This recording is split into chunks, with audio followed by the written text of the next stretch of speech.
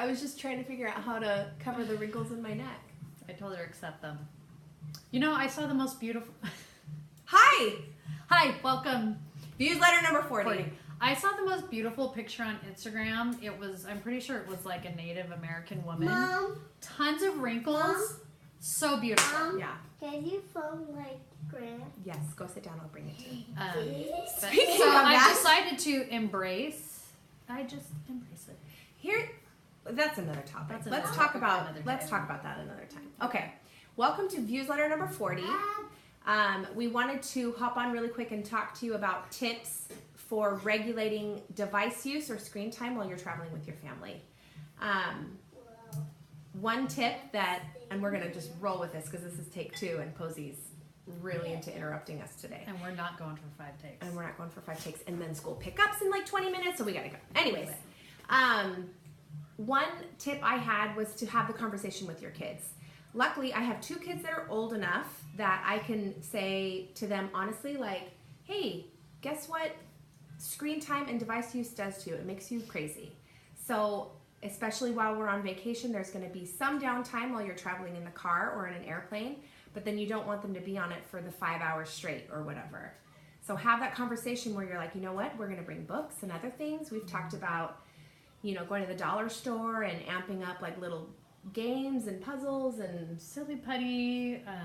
tactile Yeah. things, like just things to keep them entertained so that they're not going for the easy out, which is the device every time. Yeah.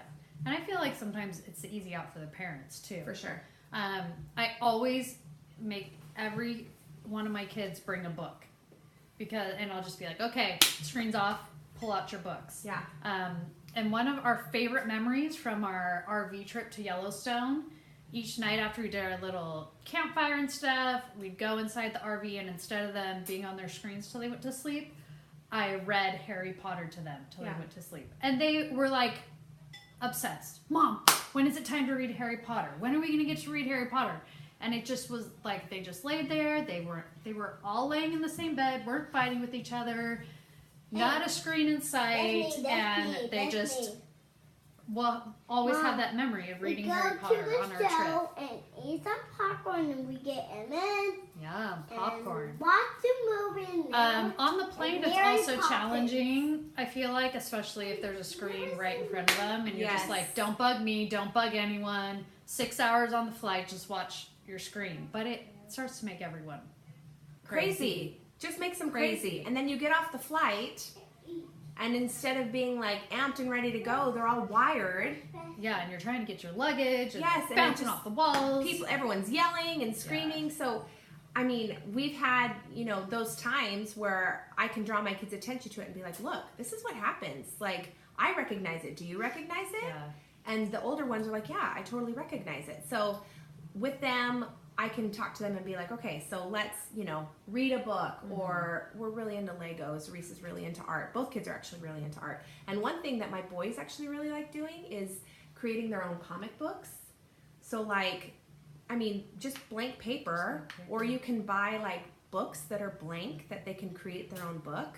But my son, like, you know, carves out his little squares and he like writes it all in and like creates this huge comic book, and it takes him forever. So just have that conversation with them.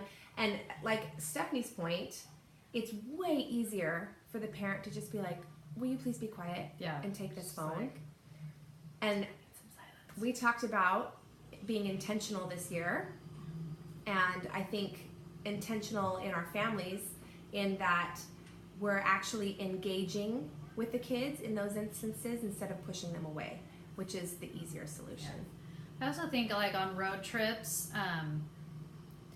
when we went to Mexico, we actually had a car like that had no TV, and all the radio stations were in Spanish. So it was like, we're either driving to the ancient ruins in silence, or we're gonna play I Spy. You know, you break out all the games from your childhood before you had TVs and cars and stuff, and we literally sang 99 bottles The entire of beer song? on the wall. The entire song. Oh, I hate that car. Eric wanted to punch me, but I'm like, are they fighting?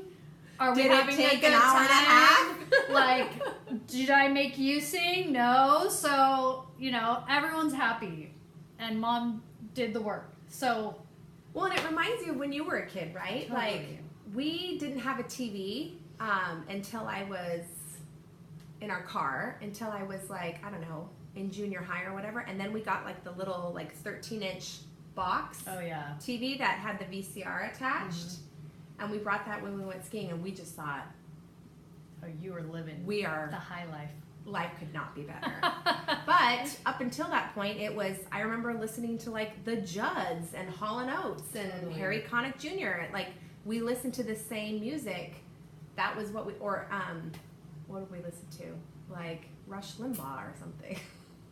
You're speaking right to my heart. I know. I know. I'm sorry, the liberals, but my parents listened to Rush Limbaugh. I'm not sorry. Wow. I was raised right. Right. Apparently so was I. Right. That reminds me of another idea. My kids are super into podcasts right now. Yeah. And so I make sure I've got a bunch of podcast episodes that they love download. And I am not kidding you. My kids fight like crazy, especially in the car because they're sitting close together. If there's a podcast on, you can hear a pin drop. They are like riveted just listening. And it's so much different than like watching a screen and getting their brains all amped Because up. they can still look outside. And they're listening and imagining, and it's like interactive with the whole car. They don't just have their headphones on. So go check out our Instagram for podcast suggestions. We have a post on there about podcasts we love. But that's another great idea. Or books on tape. So I was going to say go to the library and get books on CD. So you can listen to it in your car. But most libraries have an app that goes along with their digital library. So you can listen to the books, check them out through the app, and listen to them for free. So that's a really great resource too. Get Harry Potter on your phone and have the kids listen to it or play it through the speakers. Yeah. One last thing that I'll share. When we were in Yellowstone, and I know they have an app for lots of different places, but it's called Gypsy. It's on our blog, but it was specifically for Yellowstone. You don't have to have Wi-Fi or internet service to use it. It all goes off GPS, and we plugged my phone into the sound system, and as you drive by certain spots in the park, it tells you facts about the spots, it tells you about the different animals, it tells you about the trees that you're passing. And you can plug it in for anywhere, right? So they have one for like all the Hawaiian Islands, a lot of the national parks. Yeah. And it was just fascinating because it's like you're learning about the place that you're in and specifically to where you are at that moment. So it's like, okay, to your right, you'll see this such and such a geyser, and this is how geysers work and the whole science behind it. And it's just so much more interactive as a family, and we're all learning, and it's just, it enriches the experience rather than just get us there. For sure. As my 3-year-old is asking for the phone right now. This is something, I mean, it's a battle. Like, you have to be able to distract them with something else. And we're not perfect. Like, we give the kids phones, like, when we need to, but, like, it's the conscious effort that we're trying to make and There's a reducing balance. it. Yeah, Like, for sure. okay, watch this movie, and when this movie's over, then we're going to do something else. Then we're going to play the license plate game, or then we're Right. going to figure out a Sudoku puzzle together. Then we're going to Oh, your kids like build that? Legos. Max likes that. Oh, I cannot do Sudoku. Or we're going to color, or whatever.